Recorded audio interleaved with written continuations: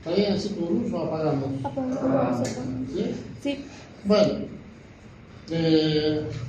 entiendo que terminamos los síndromes solares, ¿no es cierto? Y ahora empezamos a hablar ya sobre lo que son las patologías específicas de lo que es el sistema nervioso y obviamente todo lo que aprendimos, el examen neurológico básico, la confección de historia clínica y los síndromes globales, que son los síntomas que nos van a dar o que nos muestran lesiones específicas del cerebro con signos de sintomatología que manifiesta el paciente.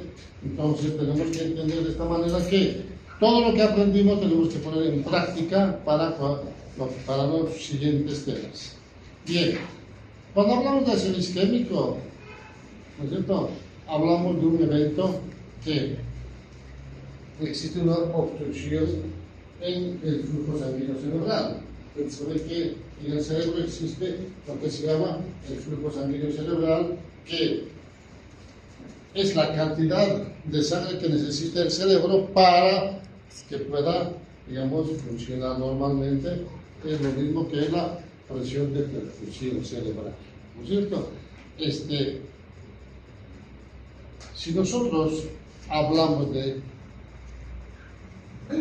acero isquémico, es una patología que frecuentemente van a tener que enfrentar en el hospital. Por cierto, pacientes que vienen con déficit y no sabemos si es un acero isquémico o es un ACV hemorrágico, que es lo más frecuente que llega a la emergencia por urgencia.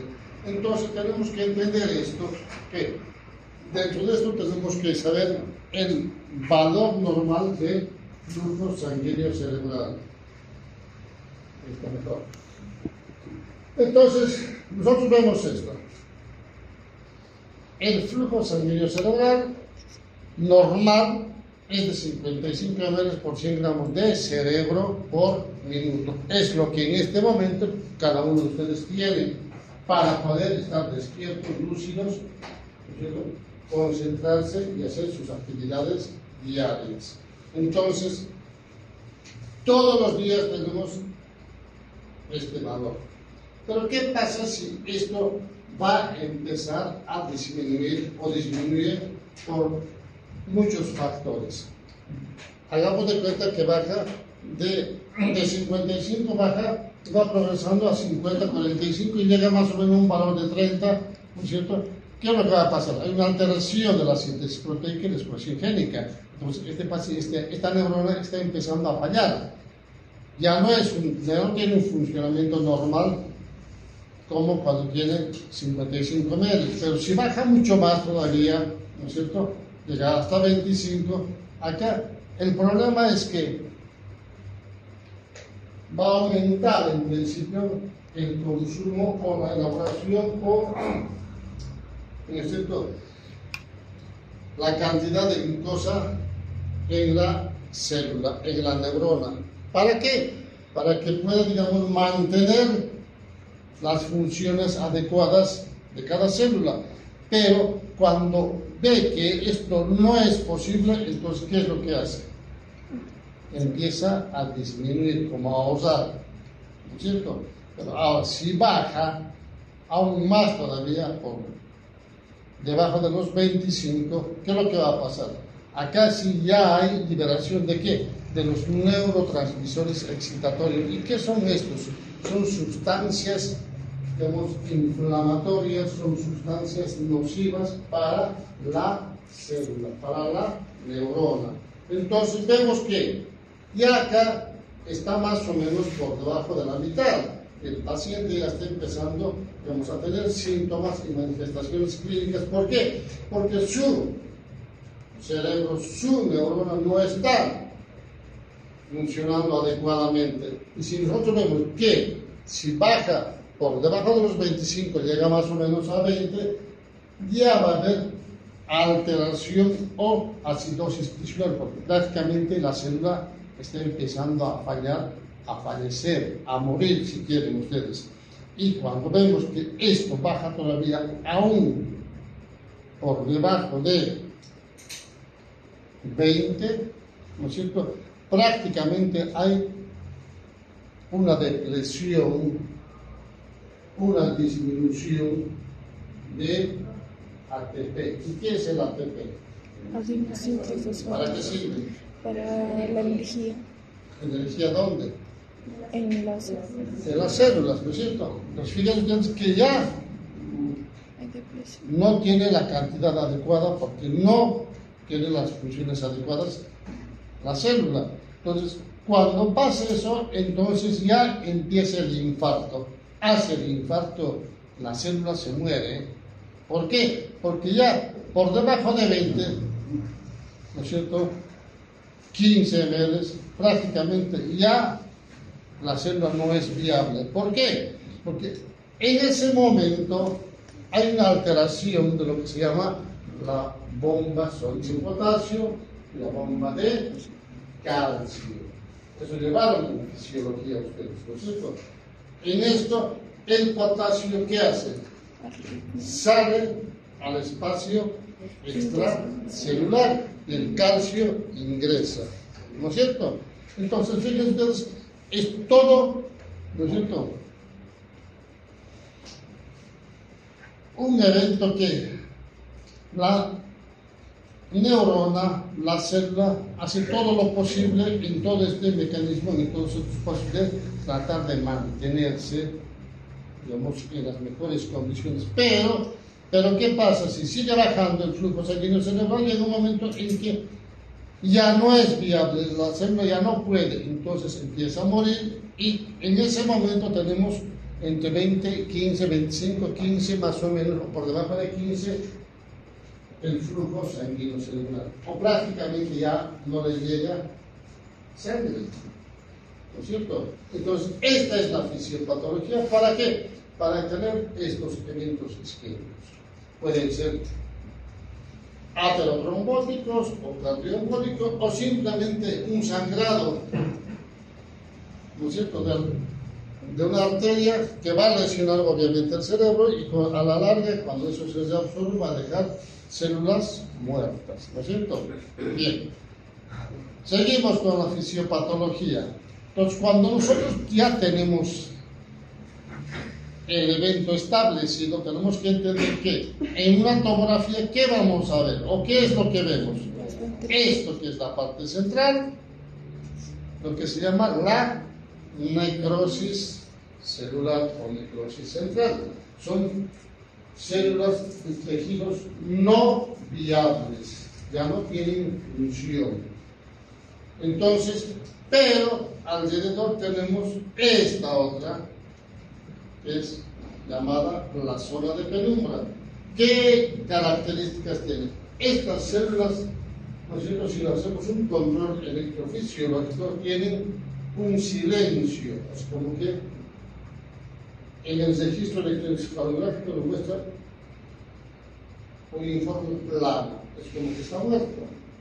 Pero si nosotros hacemos el tratamiento urgente, estos son revertibles, pueden recuperar, se pueden rescatar, ¿no es cierto? Y mucho más.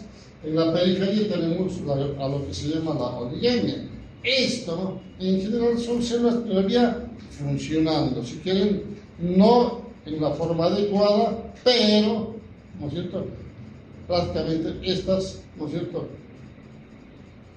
cuando se les hace un control electrofisiológico, todavía se registra la función. Entonces, si nosotros hablamos de esta zona de la necrosis central, ¿no es cierto?, seguramente el evento fue mayor a 6 horas. Por eso que, vamos a adelantar un poco, en las tomografías, en las primeras tomografías de los pacientes que tienen déficit, no se ve nada. Es una tomografía normal. Y a veces decimos, no tiene nada, váyase a la casa, el médico se lo envía. El médico de la guardia le hace la tomografía, dice, no, váyase a la casa, no tiene nada. El paciente sigue haciendo el evento fisiopatológico y el paciente se murió en la casa. ¿Por qué? Porque el médico, que son ustedes, se lo envían a la casa. Bien, seguimos. Cuando nosotros hablamos del cuadro clínico, tenemos que entender que existe la irrigación de la circulación anterior, que corresponde al territorio carotidio, y la circulación posterior, que corresponde a las arterias vertebrales, a las arterias vertebrales. Pero ¿qué es lo que pasa si nosotros vemos en la clínica, en la manifestación de estos pacientes? Fíjense, amaurosis fugaz, compromiso piramidal, facial, trastorno neuropsicológico, afasia, apraxia, agnosia. Cualquiera de estas cosas puede estar, o todas. Hagamos de cuenta que tiene amaurosis fugaz, el paciente va a la emergencia: doctor, hace 2 horas me quedé ciego, me fui recuperando poco a poco, ahora ya veo normalmente. ¿En qué tiempo recupero? En 1 hora, 1 hora y cuarto más o menos recuperé. Ah, no, usted estaba nervioso, no se preocupe, vaya a la casa, tómese al brazolán y se lo manda.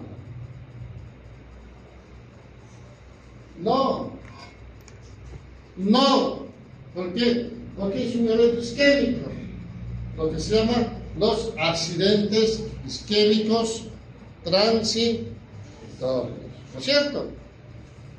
Entonces no vayan a hacer ustedes que cuando vean un paciente con amaurosis fugaz se lo manden a la casa. No se preocupe, no, se lo va a pasar, está nervioso. Es más, le preguntan, ¿se peleó con su esposo? Si es soltero, ¿se peleó con la novia, con el novio? No. Tienen que entender que cuando pasa algo en el cerebro es porque está fallando o falla en algún momento la función normal de cada neurona. Si nosotros vemos un compromiso piramidal, ¿no es cierto? ¿Dónde está la lesión?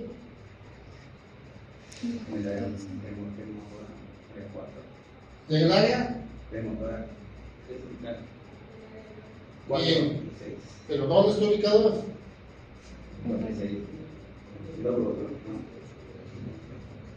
Está bien lo que dije.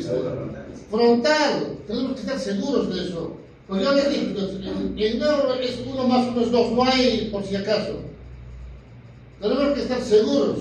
Pues yo sé que sí, tiene lesión del compromiso piramidal, pues probablemente lo primero que tenemos que pensar que está lesionado, ¿no es cierto?, la región frontal en el área 4 de Brodmann o 6 de Brodmann, ¿no es cierto?, que es el área premotora, el área 6. Entonces, si nosotros vemos, ¿no es cierto?, un trastorno neuropsicológico, ¿dónde está la lesión?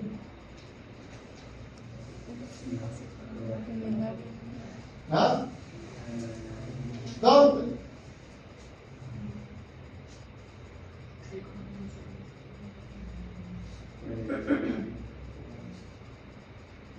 El área frontal. Recuerden ustedes que el área frontal tiene 3 caras, ¿no es cierto? Convexa, cara medial y cara basal, ¿no es cierto? O la cara orbitaria. Cada uno de esos tiene sus características. Cuando hay lesión en la convexidad, el paciente tiene cambio de carácter, agresividad, ¿no es cierto? Bien, entonces, si yo veo todas estas cosas, ya sé dónde está la lesión, ¿no es cierto? Pero si yo tengo afasia de expresión, ¿dónde está? Área de Broca. ¿Dónde está? ¿En qué? Lóbulo. No, frontal. El área frontal es el área de la expresión. El área de la fase de Wernicke, el de la compresión, es el área. ¿Qué área? 22, 42. ¿No? Exacto. 41. 41, 42, 22, ¿no es cierto? ¿Dónde está ubicado? En la región temporal. Tienen que saber esas cosas. Y si yo veo que el paciente tiene apraxia, no sé dónde está la lesión. No sé. ¿Dónde? Temporal. ¿Dónde? Temporal o temporal. No, parietal. Parietal. Por eso yo les digo que todo lo que se avanza en día, temas anteriores y es sumatoria para la siguiente, lo tienen que saber. Porque si no estudian, no entienden, pierden su tiempo. Yo les digo a práctica, pero si no saben dónde está ubicado, peor van a entender. Tienen que estar atentos. ¿no es cierto? Ahora, en el territorio vertebral, en general, estos van a dar designación ¿dónde? A la región posterior, lo que se llama la fosa posterior, ¿no? ¿Y qué tenemos en la fosa posterior? Tenemos al cerebelo, fundamentalmente, ¿no es cierto? Y el tronco cerebral. Entonces, cuando estos pacientes tienen lesión de esto, probablemente, ¿qué van a tener? Alteración de los pares craneales. ¿Qué otra cosa? Pueden tener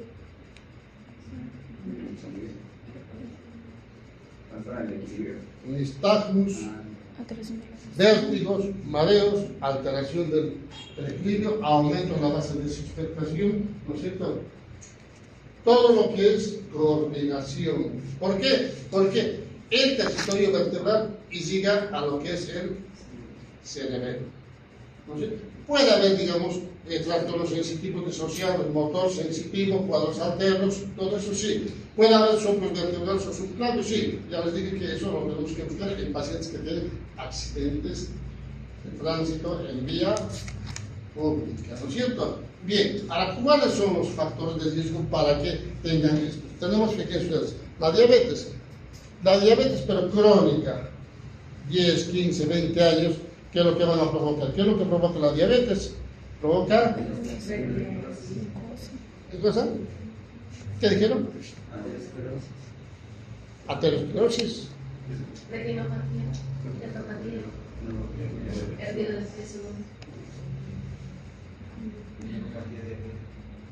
¿Qué más? Sensación de hormigueo, ¿Qué más? ¿Qué más? Hiperglicemia. Hiperglicemia. Pierde la sensibilidad. Hiperglicemia. Así pierde la sensibilidad de las extremidades. Bien, ¿qué otra cosa? Hiperglicemia. Cuando el paciente es hipertenso, crónico, mal controlado, Hipertensión. no, se supone que tiene presión alta, ¿no? ¿Qué es lo que provoca?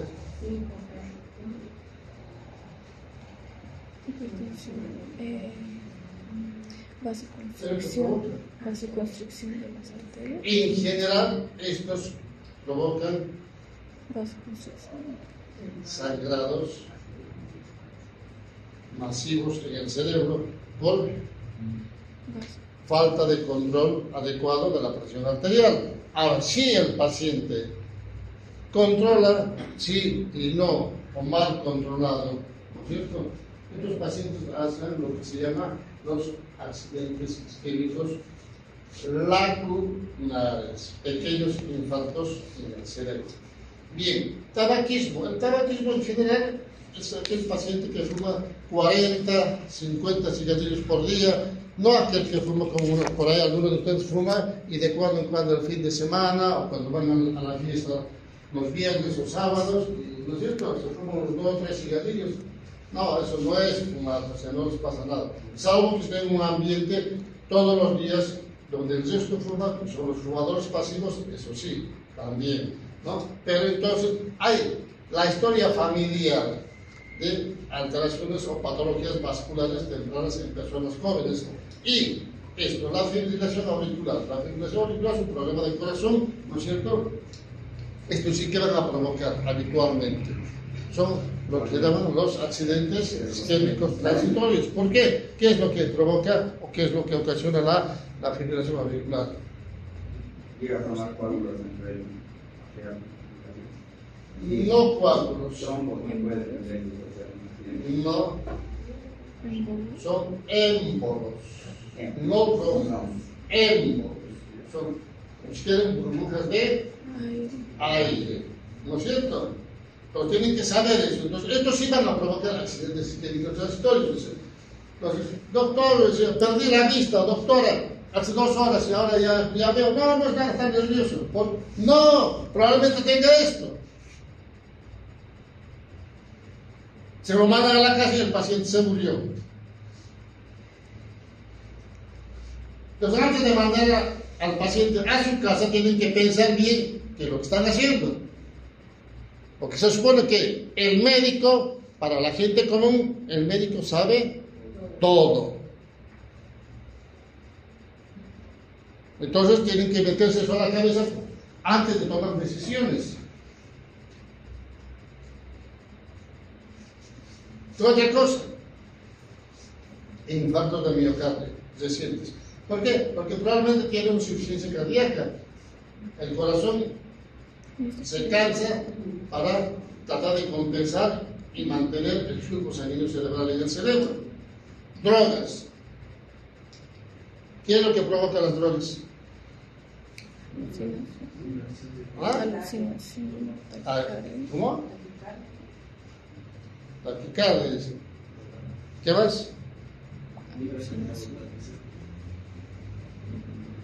Clínicamente, ¿qué otra cosa? ¿Está bien lo que dijiste? Bien, ¿qué más?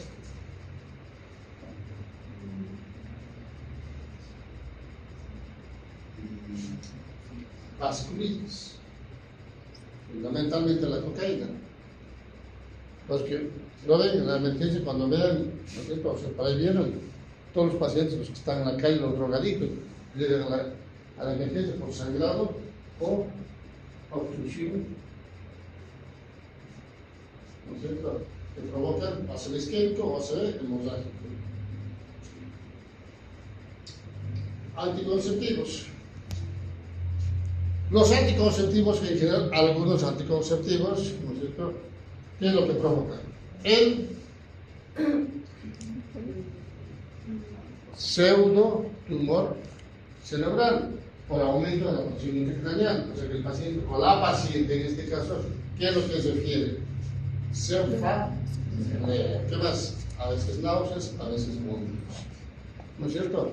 Y en el prospecto dice, no, paciente, efectos colaterales, cefalea, náuseas, vómitos, hay un montón de cosas que, no sé, cualquiera de estos consulta a su médico. Van al ginecólogo, le explican y le cambia a otro anticonceptivo, ¿no es cierto? Entonces, todas estas cosas tenemos que entender, y aparte de eso, el aumento de peso. Y en general, el aumento de peso, ¿qué es lo que provoca alarde? Porque cuando uno es joven, en general, la presión está bien, el azúcar está bien, las arterias están limpias, ¿no es cierto? Pero a la larga, con el tiempo, ¿qué es lo que provoca?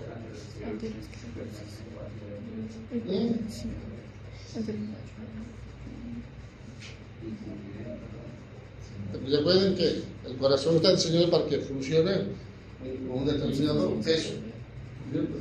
Si le ponemos más carga, no más. Entonces, ¿qué es lo que provoca? Aumento de la presión, primero, ¿no es cierto? Arterial. Después hay una descompensación y provoca lo que se llama la diabetes. Después, ¿qué otra cosa? Cardiopatías. ¿Qué otra cosa?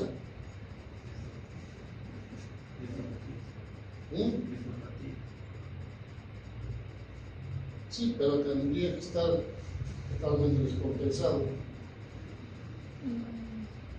Lo que más comúnmente cuando van a la consulta. Sí, colesterol alto. ¿Qué otra cosa? A la larga los pacientes terminan haciendo lo que se llama cetoacidosis diabética. ACVs hemorrágicos, ACVs isquémicos, cuando son mal controlados. ¿Alguno de ustedes estaba en práctica ayer conmigo? Ninguno. El paciente seguramente tendría 150 kilos, algo así. Tenía en la tomografía un nivel isquémico frontal, seguramente fue de antes, y llegó en estado de coma. Tenía un hematoma de tronco cerebral. Prácticamente el paciente estaba en coma. Entonces el paciente no viable. Antecedentes, presión arterial mal controlada, diabética.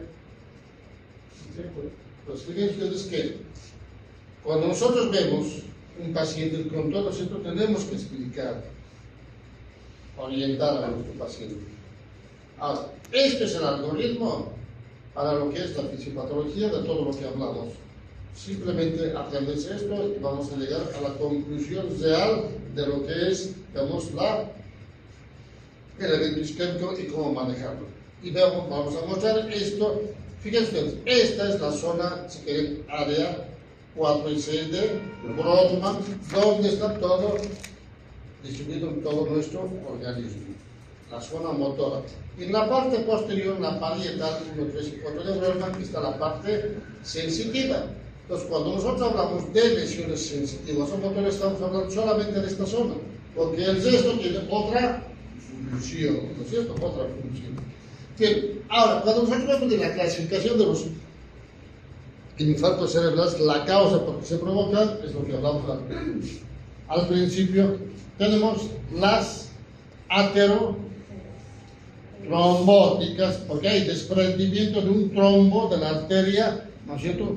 Si quieren, un pedazo de grasa, ¿no es cierto?, que va a ir al cerebro y obstruir. Normalmente obstruyen ¿qué cosa? Vasos de, ¿no es cierto?, gran calibre, o de calibre mayor, si quieren. Y tenemos lo que se llama los cardioembólicos. Estos, como son burbujas, en general, ¿qué es lo que tapan? A vasos de pequeño calibre. Entonces, esa es la diferencia. Hay esto que se llama los infartos de causa rara, los infartos de causa indeterminada. En general, estos son, cuando los estudian a los pacientes que hacen infartos isquémicos, por ahí algunos de ustedes, por ejemplo, los estudian, su corazón está bien, su presión está bien, su azúcar está bien, no tienen antecedentes, nada, y no encuentran nada, pero tienen un infarto. Entonces, a esos los llaman de causa indeterminada, pero siempre hay una causa, siempre se encuentra una causa. Antecedente familiar de eventos vasculares, ¿no es cierto?, congénito, siempre hay alguna causa. Entonces, fíjense ustedes, lo que nos interesa es saber que hay dos causas importantes para hacer lo que se llama el ACV isquémico: los cardioembólicos y los aterotrombóticos, ¿no es cierto?, los aterotrombóticos. Por eso que cuando un paciente llega con un ACV isquémico, ¿qué es lo que tenemos que estudiar? Primero, la presión. Segundo, antecedentes.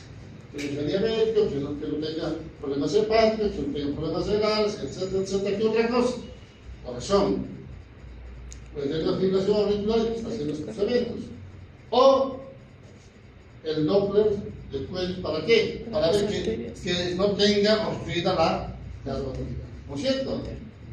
Pues fíjense ustedes que todas esas cosas las tenemos que hacer. Bien. ¿Cuál es la clínica? En general, hemiparesia, hemiplegia, cuando hay lesión de la vía piramidal.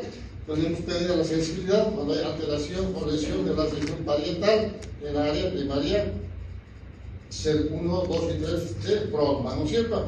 Las hemianopsias totales o parciales o binoculares cuando hay lesión a nivel de lo que es la región celular, que va a comprimir todo lo que es o lesionar lo que es la vía óptica, o si tiene, digamos, alteración o pérdida visual de un lado, por ahí tiene un infarto de lo que es el área 17 y 18 de Brodmann, que está localizado ¿dónde? En la región occipital. ¿Puede tener disatrafasia? Sí, ya sabemos que puede tener por lesión del área, digamos, de Broca, ¿no es cierto? O ataxia vértigo y nistagmos. Esto sí, ya tengo que pensar, cuando tiene esto, tengo que pensar que la lesión está ¿dónde? En la fosa posterior, en el cerebelo, ¿no es cierto? En el cerebelo.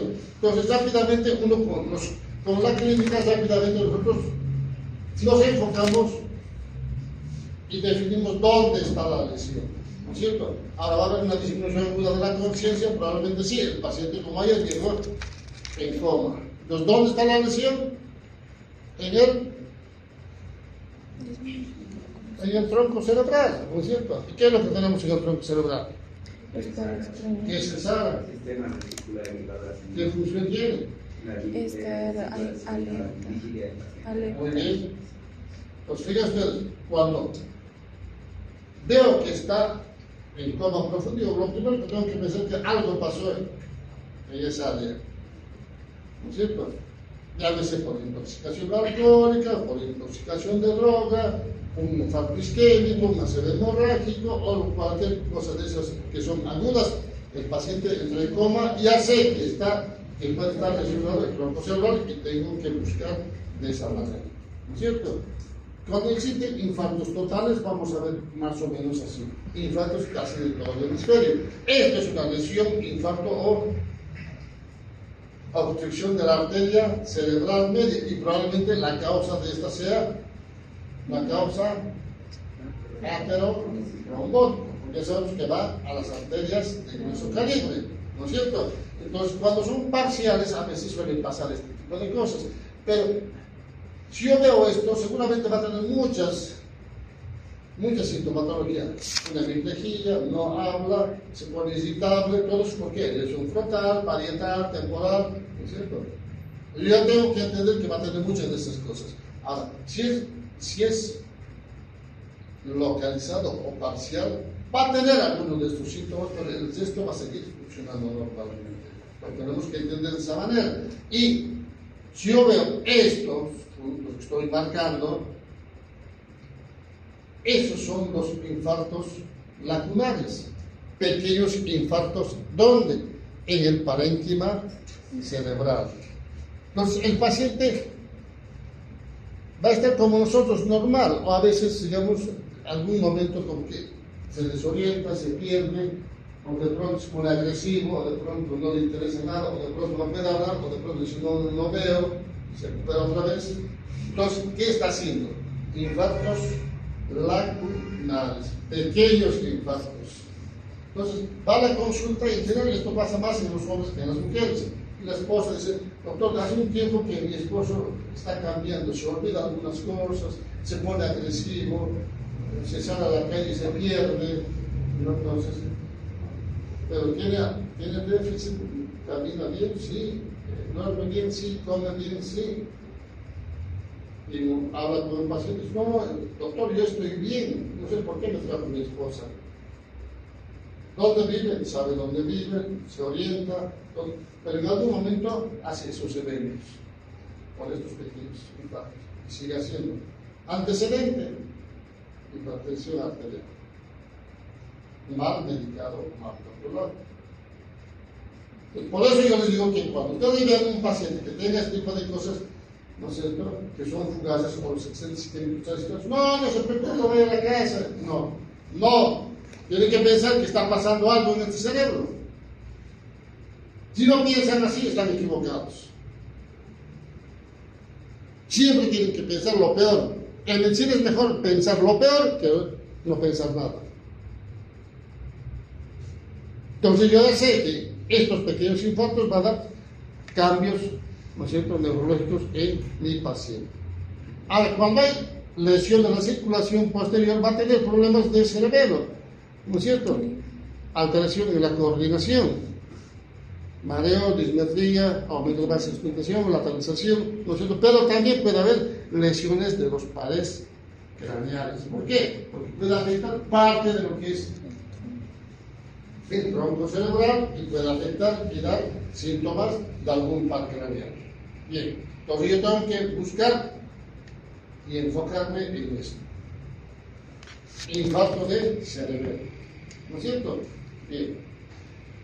Ahora, yo ya con la clínica de examen ya sé más o menos qué es lo que tiene el paciente. Entonces lo tengo que hacer los exámenes que corresponden. Le hacemos una tomografía. Lo primero que ¿no es cierto?, vemos la tomografía. Entonces, ¿qué es lo que vemos? Primera tomografía, las primeras horas, la primera, no vemos nada. En general, en un servicio químico no se ve nada. No vemos nada. A veces, alguna vez vemos estas interdensidades que son, digamos, obstrucción de alguna arteria que ya nos indica que puede tener algo. Después, si nosotros vemos a las 24 horas, en general hay cambios de hipodensidad, ¿no es cierto?, en los ganglios de la base. Entonces, a las 12 horas, esto sigue estando igual, ya tenemos 24 horas, ya se marca la diferencia, fíjense.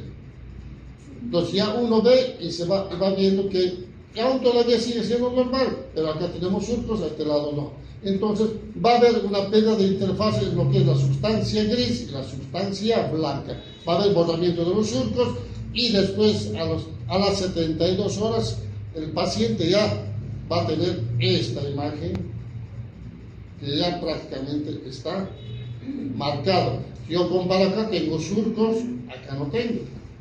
¿No es cierto? Entonces ya sé que ese cerebro está infartado, ese lado está infartado. Y cuando lo hago más adelante, seguramente vamos a ver este infarto. Fíjense ustedes. Esto que teníamos antes y después. Entonces, por eso es que cuando un paciente tiene sintomatología, en la tomografía no ve nada, no se lo manden a la casa, no digan, no, la tomografía está no la vaya a la casa. No. Mejor internarlo, estudiarlo y se repetir la tomografía, porque podemos tener sorpresas. ¿No es cierto?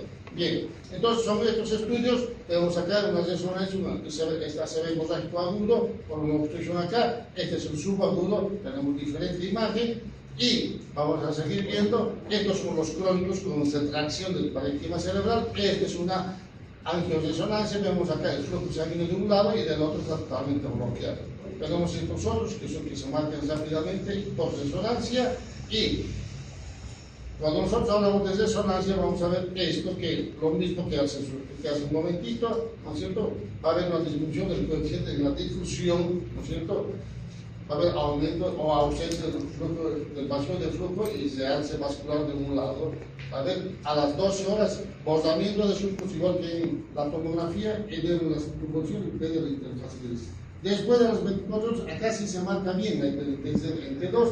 Va a haber un realce meningio cuando el infarto y efecto de masa por edema, ¿no es cierto?, que hace en ese episodio. Tenemos estos pequeños infartos que tenemos que tomar en cuenta, y si el paciente no despierta, ¿no es cierto?, a veces es necesario hacer una resonancia. ¿Para qué? Para ver estas lesiones. Entonces, si el paciente no despierta, ya sé que acá hay una lesión donde en el mesencéfalo y protuberancia probablemente tiene, ¿no es cierto?, el paciente lesionado, lo que se llama el sistema reticular activador ascendente. ¿No es cierto? Bien. Tratamiento. Medidas generales, fundamentalmente, control de la presión arterial, la frecuencia cardíaca, una buena saturación de oxígeno, evitar que no tenga fiebre, evitar que no tenga hiperglucemias, ¿no es cierto?, que no tenga convulsiones y broncoaspiración, evitar que aumente la presión intracraneana, evitar el edema cerebral, el Glasgow es muy importante, el control horario, evitar el descenso de la PSO2 y la rehabilitación temprana, fisioterapia. Ahora, en los eventos agudos, ¿no es cierto?, lo mismo, evitar las convulsiones, evitar el aumento de la presión intracraneana, evitar el edema, el Glasgow horario, gasometría, evitar el descenso de la PSO2, rehabilitación temprana. Ahora, si el paciente está en la terapia, no debemos bajar bruscamente la presión arterial, porque es muy peligroso, porque provocamos mayor episodio de isquemia. ¿No es cierto? No tenemos que bajar. Si bajamos muy lentamente, un poco porcentaje, dicen algunos un 20%, 25%. Evitar en lo posible la sedación prolongada. Si está intubado, hay que despertarlo para ver, ¿no es cierto?, lo que se llama la ventana neurológica, para ver qué es lo que hace, qué déficit tiene, ¿no es cierto? Tenemos que usar que son los bloqueantes de calcio, lo que comúnmente conocemos en el mercado común, en las farmacias tenemos a la nimodipina, pero en las terapias se puede usar la nicardipina. ¿Podemos usar la citicolina? Sí. Los agonistas de glutamato también. Los vaciadores radicales también. Los fibrinolíticos sí. Cuando hablamos de fibrinolíticos estamos hablando de streptokinasa, la uroquinasa. En general estos se usan en lo que se llama las unidades de stroke. En los hospitales de alta complejidad tienen un equipo especializado que cuando el paciente es diagnosticado con un ácido isquémico, ¿no es cierto?, tiene que tener una ventana de más o menos de 3 a 6 horas. Antes hablaba de 6, después 3, entonces en intermedio, ¿no es cierto? ¿Para qué? Para usar los fibrinolíticos y destapar eso que está tapado. ¿Y qué es lo que rescatamos? ¿El tejido necrótico central? No, eso ya está muerto. Lo que tenemos que rescatar es la zona de penumbra y la oligemia, ¿no es cierto? Entonces, cuando rescatamos eso, entonces el paciente va a tener menos déficit motor. No es que se le hace el tratamiento y va a poder mover todos los brazos y todo normal, no. Lo que está necrosado queda necrosado, la parte central. ¿No es cierto? Entonces, todo eso es muy importante, ¿no es cierto? Y si queremos proteger la vía aérea, que le llegue buen oxígeno al cerebro, a veces necesitamos piensa al respirador. Entonces, fíjense ustedes, primeras horas, nada. Vemos que hay, a las 2 horas, ahí por ahí algo se ve, para el otro lado o para un lado. Después de las 48 horas se marca totalmente esto y cuando ya es crónico, queda así, concentración. Por eso que cuando hablamos de accidentes isquémicos transitorios, siempre tenemos que pensar que cuando el paciente viene con alguna sintomatología neurológica y no veo nada en la tomografía, tengo que pensar que tiene o hizo algún evento isquémico. ¿No es cierto? Porque ya saben, cuando tengan pacientes que tienen alguna cosa, no le digan, no, estaba nervioso, váyase a la casa. No, siempre pasa algo. ¿Alguna pregunta, jóvenes? Nada. Muy bien. Si no hay más preguntas, se terminó la clase. Pueden retirarse.